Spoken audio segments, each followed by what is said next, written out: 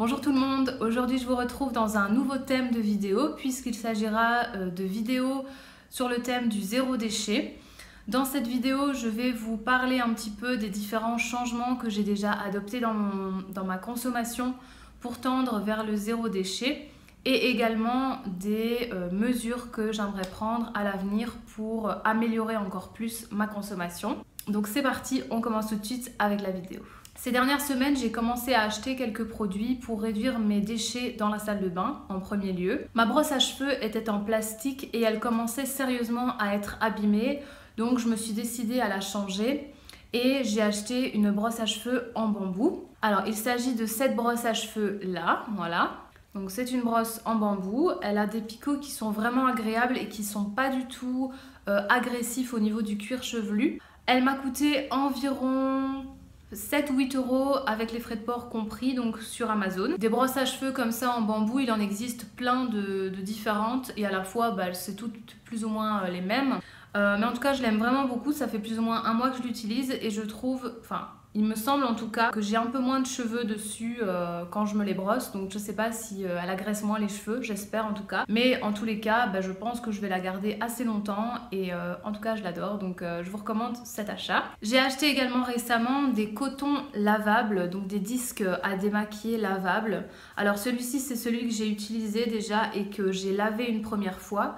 Et honnêtement, il est vraiment, il est encore très bien en fait. C'est-à-dire qu'on voit qu'il y a encore quelques taches dessus, mais franchement c'est léger. Et je vais encore pouvoir l'utiliser de nombreuses fois avant de vraiment devoir le jeter, je pense. Ils sont assez doux, ils sont plutôt bien, je les aime bien, sincèrement. Donc ça c'est un propre que je n'ai pas encore utilisé. C'était un paquet de 4 qui m'a coûté... Je ne sais plus exactement combien il a coûté, je pense un peu moins de 10 € et je l'ai acheté chez Biocop en France. Mais des cotons démaquillants lavables comme ça, maintenant vous en trouvez un peu partout, sur Amazon, dans les magasins bio et sans doute dans les supermarchés classiques, vous pouvez peut-être en trouver dès à présent. Mais donc ça c'est vraiment un achat super utile parce que les cotons démaquillants, qu'est-ce que j'en jetais, mon Dieu, c'est une catastrophe. Ça c'était quelque chose que j'utilisais vraiment en masse, donc je suis super contente d'avoir acheté les lavables. Ça va réduire considérablement mes déchets dans la salle de bain, ça y a pas de doute. Le dernier achat salle de bain, si je puis dire, que j'ai fait il y a quelques temps, c'est la cup menstruelle. Donc moi c'est une Lamazuna je crois le nom. Alors je ne l'ai pas vraiment encore utilisée et je pense que pour que je puisse vraiment vous en parler, il faudrait que je l'utilise sur le long terme. C'est pas quelque chose qu'on sait utiliser comme ça du jour au lendemain. Si vous avez déjà un petit peu regardé des vidéos sur la cup menstruelle, je pense que vous savez un petit peu, ou si vous-même vous en utilisez, vous devez peut-être savoir que voilà, il faut un certain temps d'adaptation avant de vraiment pouvoir la maîtriser, si je puis dire. Donc je vous en reparlerai peut-être à l'avenir et si pas, de toute façon, je vous indiquerai quelques liens de vidéos utiles sur comment utiliser une cup, peut-être, si ça vous intéresse, ou sur l'utilité d'une cup aussi, c'est quand même super top pour réduire ces déchets hygiénique, on va dire. Celle-ci m'a coûté 25 € chez Di, qui est un magasin belge, mais je pense que vous en trouvez sur Amazon et dans les magasins bio également. Alors en termes de changements que j'ai déjà adoptés, je peux vous parler des bocaux de beurre d'amande par exemple ou de beurre de cacahuète que je réutilise. Donc par exemple des bocaux comme ceux-là, je les lave en fait et je les réutilise pour ranger des graines par exemple ou des noix justement, des dattes, enfin voilà, ce genre de petites choses qui rentrent facilement dans un bocal ainsi. Maintenant c'est des bocaux qui sont assez pratiques par exemple si vous faites votre confiture maison, votre pâte à tartiner maison, vos beurres d'oléagineux maison.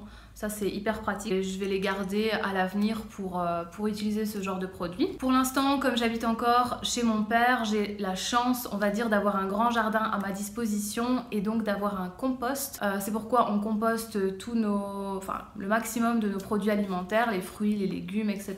Ce genre de déchets, on le composte et j'espère vraiment avoir la chance dans mon futur chez moi de pouvoir faire un compost. Ça permet de jeter beaucoup moins de déchets dans sa poubelle en fait. J'ai également l'intention d'acheter des sacs en tissu pour utiliser par exemple au magasin quand je veux acheter des fruits ou des légumes ou bien même des choses en vrac.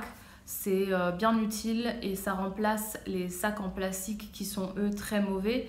et qui ont commencé à être interdits en fait dans les magasins. Justement, à propos des sacs en plastique, j'ai commencé à les utiliser de moins en moins. J'ai vraiment réduit ma consommation de sacs en plastique. C'est-à-dire que quand j'achète mes fruits et mes légumes, je l'évite tout simplement de les mettre dans un sac.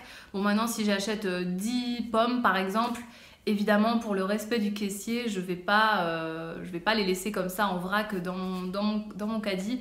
Je vais évidemment les mettre dans un sac, mais si j'achète 2 ou 3 pièces de fruits, je vais simplement les laisser comme ça et il n'y aura qu'à les peser. Ça, je veux dire, on sait les saisir dans la main, donc c'est pratique. Et sinon, pour l'avenir, eh bien, je me servirai justement de mes sacs en tissu. Et à l'avenir, c'est-à-dire quand j'aurai mon chez moi et que je pourrai faire mes courses, j'ai l'intention d'acheter une grande partie de mes produits en vrac, du moins dans la mesure du possible, c'est-à-dire si j'ai un magasin en vrac, un magasin de vrac, pardon, pas loin de chez moi, j'aimerais bien acheter tout ce qui est noix, lentilles, pâtes, céréales, tout ça, j'aimerais vraiment bien l'acheter en vrac et justement me servir de mes bocaux ou bien de bocaux en verre que j'achèterai pour conserver ces produits.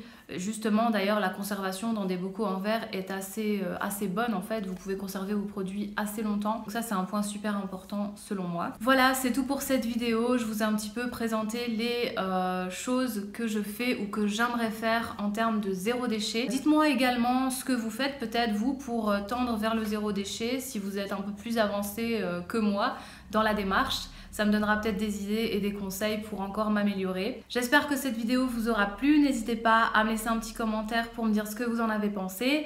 N'hésitez pas à vous abonner si ce n'est pas encore fait. Et moi, je vous retrouve très bientôt dans une prochaine vidéo. Ciao!